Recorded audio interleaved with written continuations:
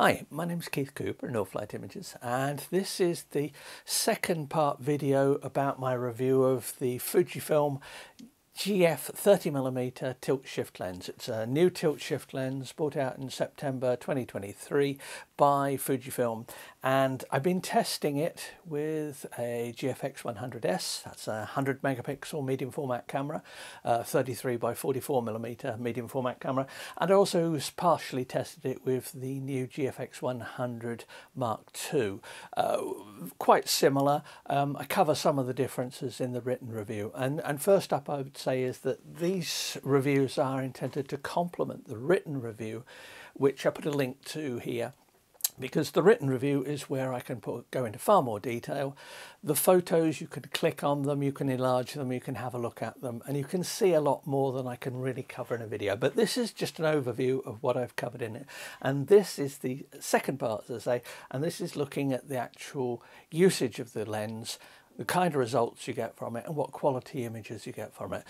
Some of its deficiencies, and there are very few deficiencies with this lens. It's certainly the best wide tilt shift lens I've ever tested. It's not difficult to say that. Have a look at, if you want to see some more precise details, as I say, have a look at the written review, because that's where the information goes. If you want to know more about using tilt shift lenses, by the way, I have written a book about using tilt shift lenses. There's links to that as well, but that covers everything here about how to use these things. Anyway, the lens. Here it is. It's set up on the camera. This is in some local woodland, and I've got it set up and I'm using vertical shift. Now, if you don't know tilt and shift lenses, there is vastly more to tilt shift lenses than the so-called tilt shift effect, which is the sort of miniature world sort of stuff. In fact, I never even bothered testing to any great degree the use of this lens for that, because it's way over spec for that sort of stuff. This is a lens for architecture, product photography, engineering. This is landscape photography. It's all the sort of stuff where you need all the detail you're going to get from that 100 megapixels from the sensor, and it works incredibly well. The shot I've got here is just lined up on a tree, and you can see the camera. It's set. I've got the camera mounted in an L bracket, and I'm also using a geared head here. Now, the geared head makes it easy moving the camera. Why is it important moving the camera with this lens? You have the option of using a lens collar to mount the lens to the tripod and then the camera to the lens. That means if, for example, you were using tilt, if you tried just using normal tilt, what you'd actually be doing is tilting the camera backwards, because the lens is attached to the tripod. So you have to be a bit careful with it, in that you dial in the tilt that you want to the lens, and then use a tripod to tilt the lens down to level the camera at the back. It's not as complex as it sounds, and for most users it's very little difference to how you'd use a tilt shift lens if you were holding the camera steady and just tilted or shifted the lens. But it is worth noting that the difference that happens between those. But once again, that's got more details in the written review. Have a look also at the first part video for this, where I look at the mechanisms behind this, the actual details of the lens. But anyway, the image I've got here, you can see that is showing the screen. That's a picture of the screen on the back of the camera. And the interesting thing about this lens is it has EXIF data, so it records information about the amount of shift and the direction of shift. This is the first tilt shift lens that I've come across which does this. Expect to see it more often once Canon and Nikon get their act together and release some new tilt shift lenses, which many people say long overdue. I use still the Canon TSE-24 here, use it with an adapter on this, the GFX100S, and it shows its age. I've got a little bit in the written review about a comparison between this, using this TSE-24 and the GF 30mm tilt shift lens. As you'd expect, this is a 2007 lens. The new one is a modern. There's a lot that happened in 15 years, so it's bound to be better.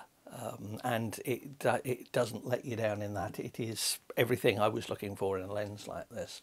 So with this particular one here, I can see in this shot that I've got a shift, a rise of 10 millimeters, 90 degrees. It tells the direction. Why is that important? It means that correction software can make use of that shift data to apply live corrections to lenses for geometry and vignetting. Now, there's very little vignetting with this lens, and I'll show that in a moment. But in general, that's the sort of shot for architecture that you would use this lens for. It's taken across the street looking at that. By using the vertical shift, the buildings, the edges of the buildings stay true and vertical. And that's the whole idea, that you use shift. That's probably the most common use of shift for that, is getting rid of converging verticals. The problem you get when you take a normal lens, you point the camera upwards looking at a building, it looks as if the building's falling over backwards. Well, that's the simplest thing you can do with a tilt shift lens. Tilt has nothing to do with this. It's called a tilt shift lens because it has tilt and shift, not because you use tilt and shift all the time. I'll show some tilt in a bit, but they are quite different. That's a shot there, that's taken from across the road. If I want a more dramatic view, well, obviously I'm limited. It's a 30mm lens, which on the sensor is roughly equivalent to a 24, so it's quite wide. But if I get too close, then I'm not going to have enough range to get all the building in. So what I can actually do is take two shots, one with the lens shifted maybe down a little bit, one shot with the lens shifted up a bit, and then I do a flat stitch of them, and I get an image. And that would be typically, it's probably about 130 odd megapixels worth of data there, and it's very easy to do. And it's one of those bits where having that collar on the front of the lens means that the lens is fixed and the camera moves, so you don't get parallax issues. One tip I'd always say about doing shots like this, if you're doing a stitch, is do a shot obviously of the top, and then take 2 or 3 pictures of the bottom bit.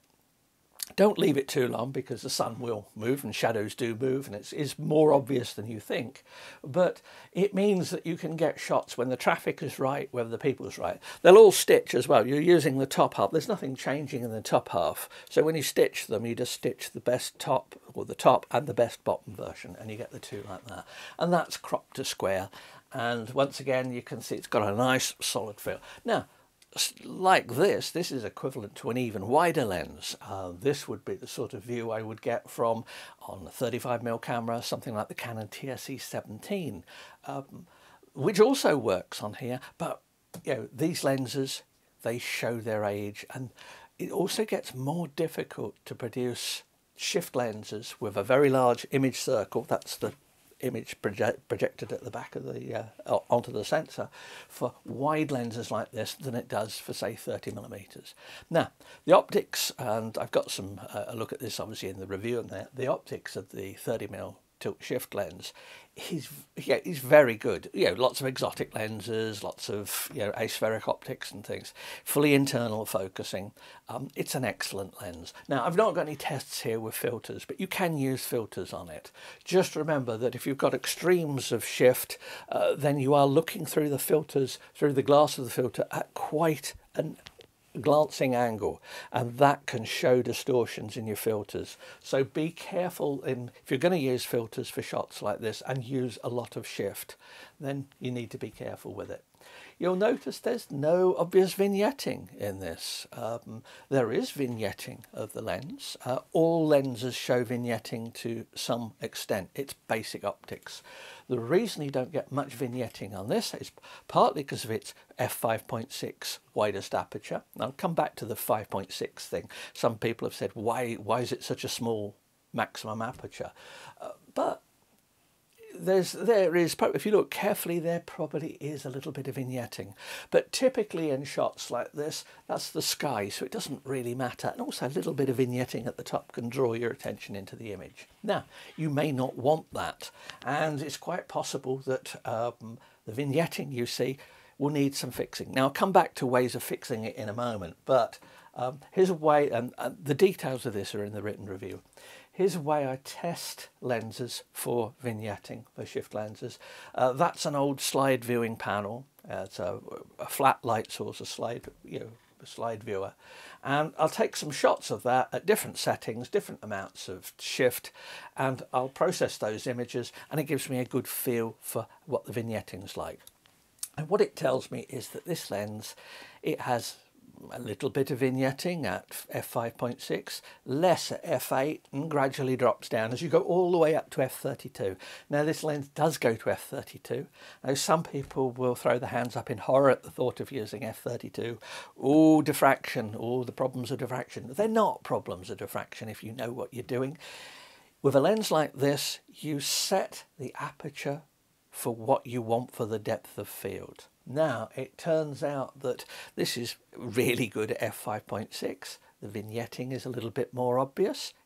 It's hardly much. By the standards of many lenses I've tested and that, it's negligible. But remember, it's a fundamental property of lens design is that you get some vignetting. You will always get some, you know, for a normal lens. But this shows me that vignetting is very well under control. It drops off gradually as you drop down in apertures. Obviously f22, f32, you're going to see with a 100 megapixel sensor there, you can see the slight softening of the image. Now I've got some examples in the written review which you can have a look at and you can see that in more detail. But yes, you get that. But sometimes if you absolutely need f32, you need f32 and you make up for it, you sharpen them, you do something.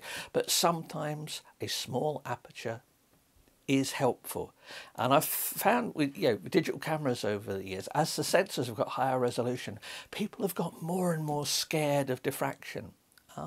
It just happens. You know, you accept it as a limitation on things. Perhaps people want too much sometimes. I rarely ever do focus stacking, for example. Yes, you can do it. It does have uses. Certainly in my commercial sort of product photography and things like that. Yeah, it's definitely of use. But outdoors, no. I can use tilt as well with this. Now I'll come back to uses of tilt, but it's nowhere near as sort of a general purpose solving problems of depth of field as some people might like to think. But anyway, that's the setup I use for that, for testing it. One little bit about this lens is that any lens, shift lens I've tested so far, as well as getting the normal vignetting, if you do an extreme shift of the lens, you can sometimes get very slight, or more obvious for some lenses, vignetting on the opposite side, which shouldn't be there. That is a shadowing vignetting that's caused by the lens mount.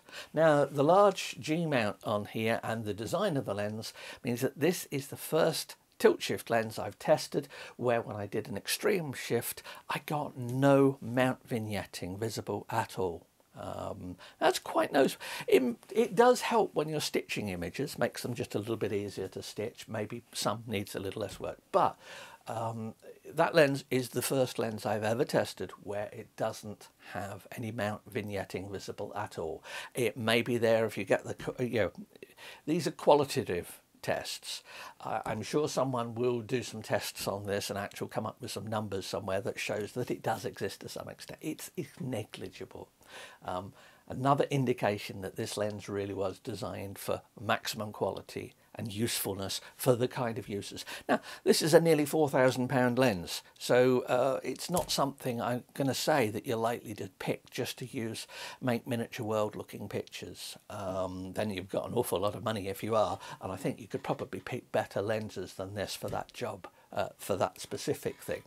Other stuff, this is a great lens.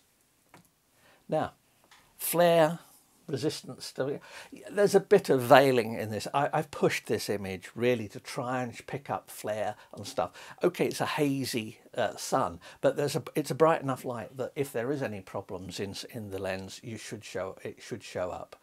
It has a 9-blade aperture. The blades are nicely curved, which means that there are no prominent sun stars. Yes, there's a bit of that effect of it, but really it's quite difficult to notice any problems here.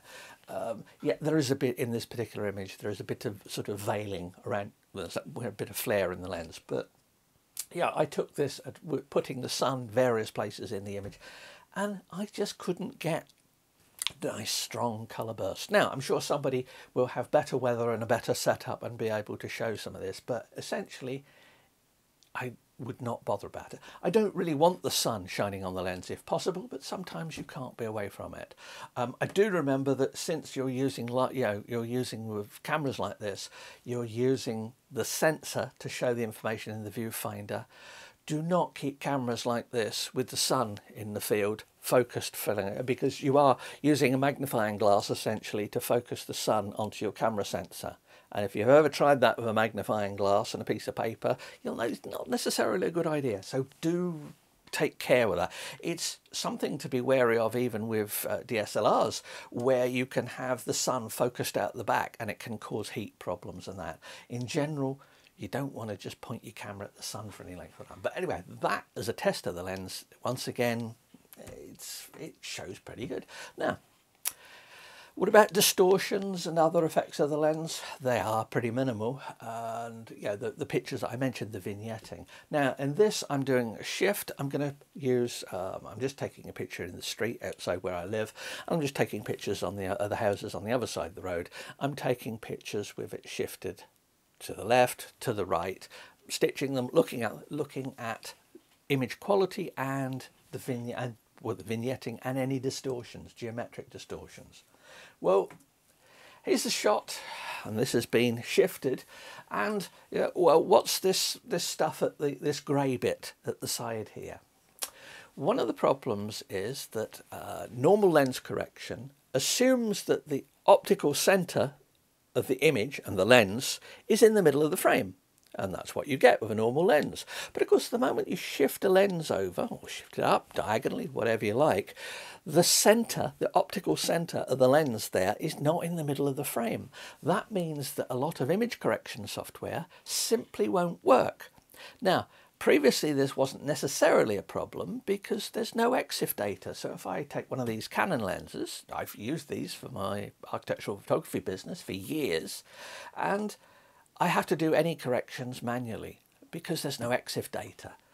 The new lens from Fuji, and I will be testing the 110mm as well at some point as well. Quite a different lens, but I will be having a look at it. But the thing is, I've got here, I've got a picture that I've taken. This has, go back to this first round, this has EXIF data that tells me how much shift and in what direction. At the moment, only Capture One or C1 processes this image.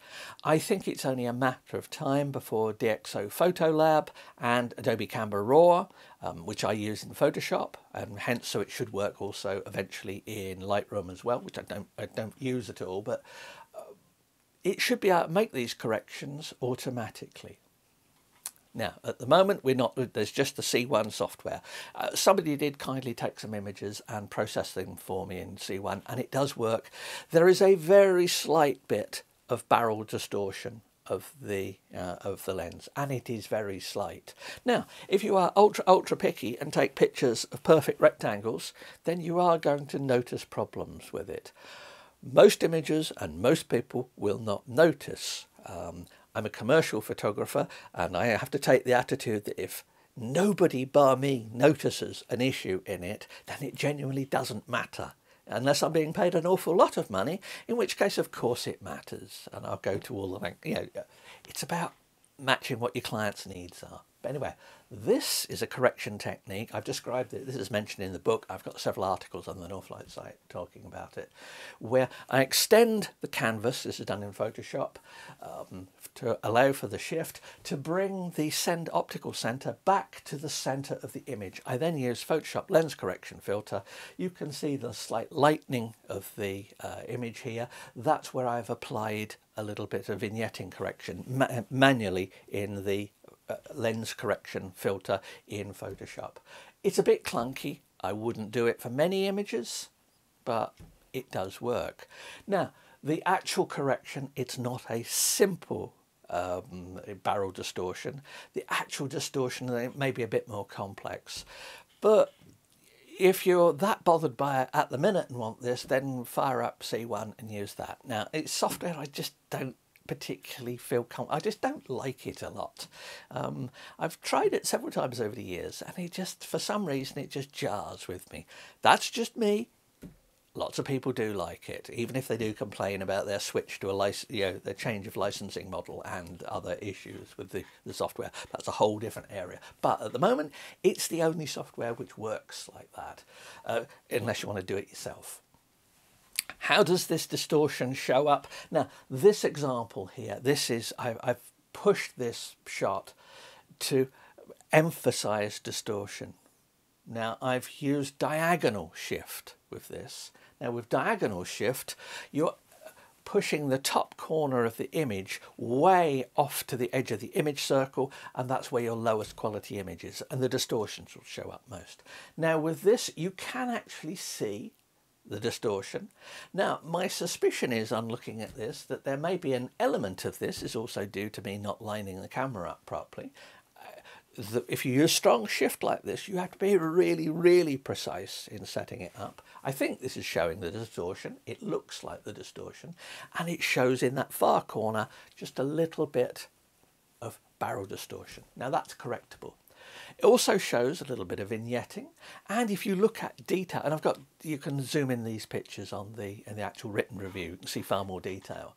But if you look in that top corner there is a degree of softness which, if I had important detail in the image, I wouldn't want.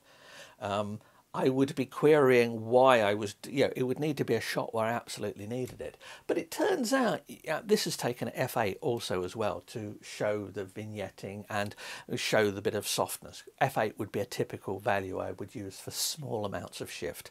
If I was actually taking this picture here for something, I'd probably go to f11, f16. F14 even. So certainly a smaller aperture to sharpen up and reduce the vignetting slightly. That's fixable. That sharpness can be improved a great deal if you use something. I use Topaz Sharpen AI.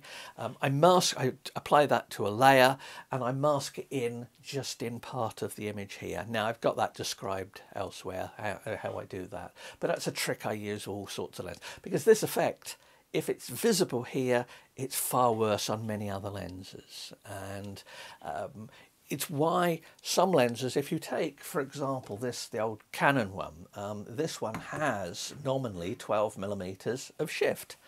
If I'm putting it on this camera, I will limit that to 7 or 8mm of shift maximum, because there are all kinds of problems can occur. Now I've got this covered specifically in the review because it shows the difference between a lens that's been adapted for use and a lens like the 30mm, which has been designed up front for use with this camera and this sensor. So it makes a difference there.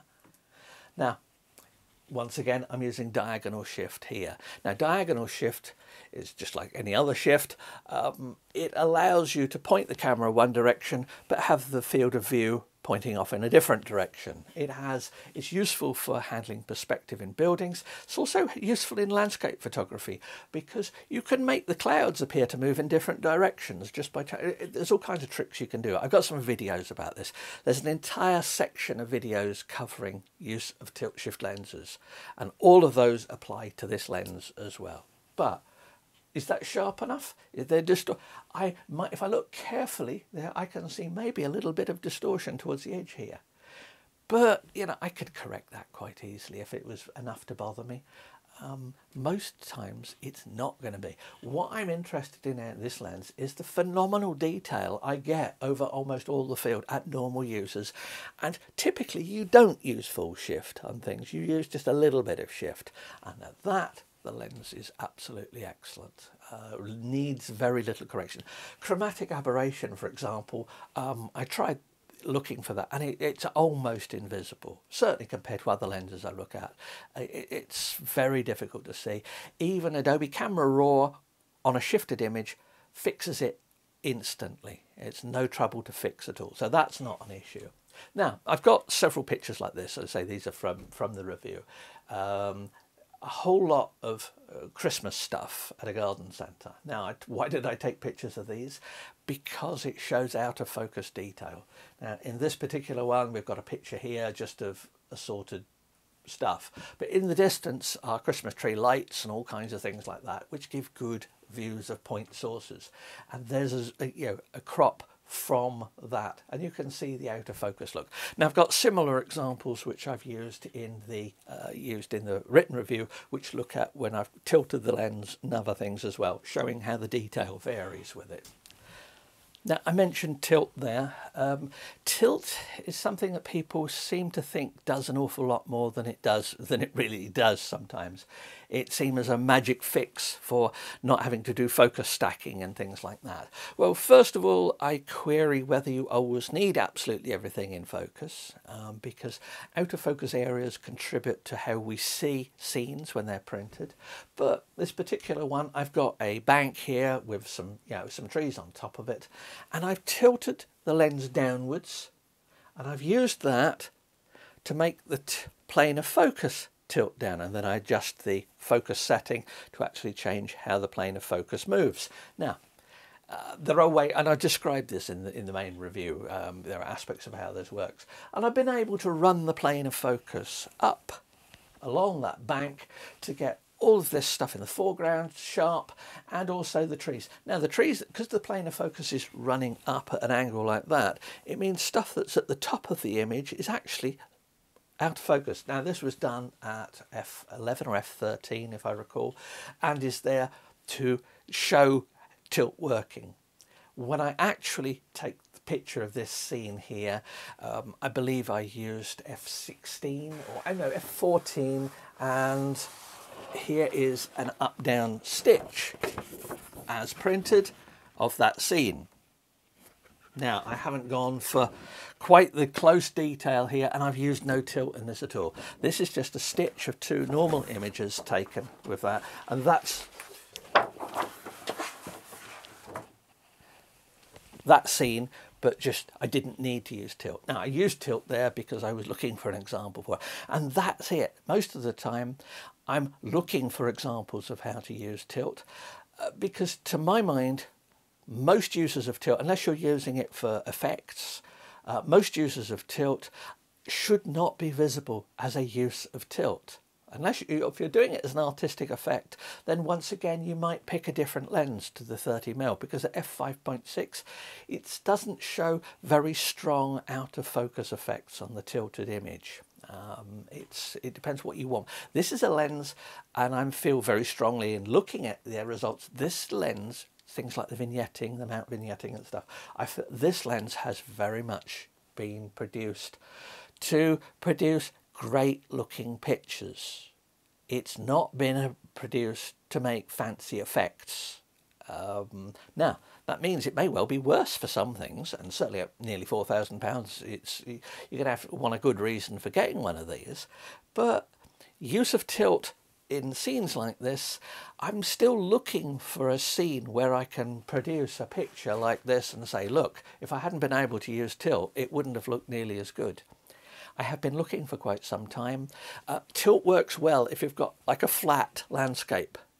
If you've got anything that pokes up through that, like plants, trees, telegraph poles, fences, anything, i.e. the real world, then you find that that pokes through the plane of focus, and you get things like trees which are slightly soft at the top, slightly soft at the bottom, but sharp through most of them, and that doesn't look quite right. Now, that's not to say tilt cannot be very useful. And I've seen some nice examples, but they're all ones where you look at them and then you're told that tilt has been used, and then you can work it out and think, yes, I can see how tilt has been used. That doesn't make for great teaching examples.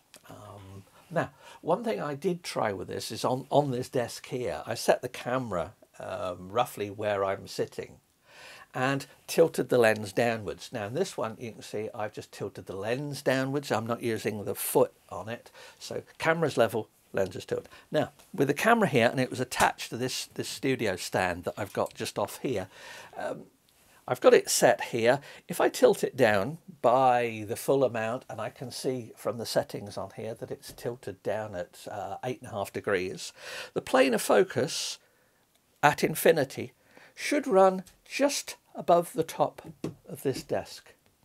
And there is the viewfinder. Now, the viewfinder is showing me that I've got no shift, and I've applied. The EXIF data does not record tilt, only records shift and shift direction. But anyway, that's the setup for that. And there's the photograph I'd taken. Here we go, this actual monitor. And the view here, the plane of focus, I've just set up a line of batteries just from here from a flash. And the plane of focus runs through those, through this lens here, which was sitting at the back there, and out to the wall. So you can see part of the wall is sharp. At the top of the picture, this is f5.6. The out of focus effects become a little bit more obvious when you're close up like this and you've got strong tilt. But even then, you do not, the out of focus areas just look like soft out of focus areas. They do not have the sort of harsh, gimmicky look of shifted lens, of tilted lenses sometimes when they're in the out of focus areas. So yes, you can get selective depth of field with this if you try for it. But that's that picture there, and there's a detail actually looking along the top of this desk. We can see the line of batteries, and we can see that the plane of focus hits this lens here about there. So it's sharp. So the top is out of focus, the bottom is not so sharp, and that's set up like that. So that's using tilt close up. Now I've got various tables and an explanation of various things. If you're curious about that, then you want some more. But that's a use of tilt that, yes, it's a bit gimmicky here, but it is something that you can use quite effectively, certainly in product photography. And I will look at this in more detail when I look at the 110mm, because longer focal lengths often make the tilt more obvious. The other thing to note is that the effects of tilt, the closer your subject is to the image, the less amount of tilt of the focal plane you've got. I've got that covered in lots of reviews and things. And did I mention the book? Yeah, I mentioned the book. But anyway, that's that. And lastly, just another shot taken with the Christmas decorations, with the lens tilted to the right, with the plane of focus running past the camera into the distance. Look, just so you can see the amount of detail. Now, when this lens is tilted, anything in that plane of focus is as sharp as you like. There's no fall off because I'm using lots of tilt. Now, the plane of focus may be quite narrow, certainly close to the camera it is, but the plane of focus works a treat with that. And I believe that is just a detail of it there. So anyway, that's the gist of the lens, of what you can do with it. As I say, there's more detail in the written review and various other reasons. If you've got any questions, please do ask. Happy to answer questions on this. I appreciate that tilt shift lenses are not something that a lot of people have experience of. So I've got lots of articles and videos about using such things. Just remember, they are so much more than the tilt shift effect that it's called sometimes. The 30mm from Fuji is simply the best quality wide tilt shift lens I've ever tested. There is no competition to it. Now, that doesn't mean these ones here are useless. It just means they show the fact that they're over 15 years old and optics have advanced quite a bit. Fujifilm are to be congratulated on producing a lens that is out and out made for quality. I can see various areas in it where I think they haven't cut corners in doing part of the design, and these are corners that most people would never even have noticed anyway, but I can see that they haven't cut corners in the design. Let us hope we see some more lenses like this. So there's the 110 that I want to look at. I would be very interested to see if Fuji brings out a wider tilt shift lens, a 24 or a 20. Now that would be expensive, but impressive. Anyway, hope that's of interest. Thanks for watching, but I know it's been a bit long, but please do subscribe to the channel if you find it useful. And I said, do ask questions, because it's people's questions that give me ideas for new stuff. Thank you.